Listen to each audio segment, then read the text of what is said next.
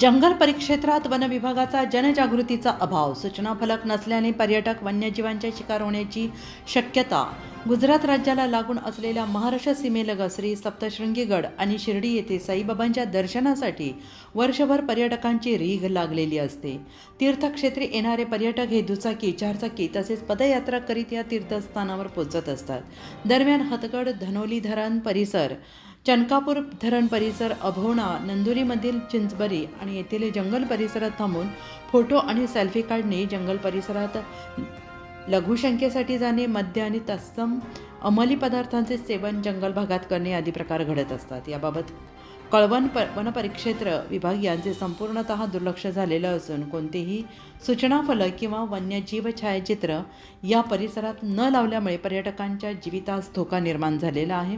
वन्य प्राण्यांपासून सावध राहा, जंगल परिसरात थांबणे धोकादायक आहे. तसेच बिबट्या किंवा अन्य जीवांचे छायाचित्र ठिकठिकाणी लावून सूचना इशारा देणे, यासाठी विभागाने तात्काळ कारवाई करावी अशी मागणी गिरणाई फाउंडेशन अभोणा यांच्या माध्यमातून करण्यात आली आहे.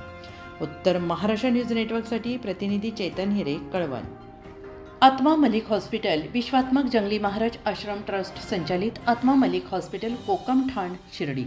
नाशिकचे सुप्रसिद्ध नेफ्रोलॉजिस्ट, किडनी विकार आणि किडनी प्रत्यारोपण तज्ज्ञ doctor Parth Deogaonkar, MD medicine, DNB nephrology, ESE nephrology, European renal association EDTA दर महिन्याच्या दुसऱ्या आणि चौथ्या बुधवारी आपल्या आत्मा मलिक हॉस्पिटलमध्ये उपलब्ध राहतील.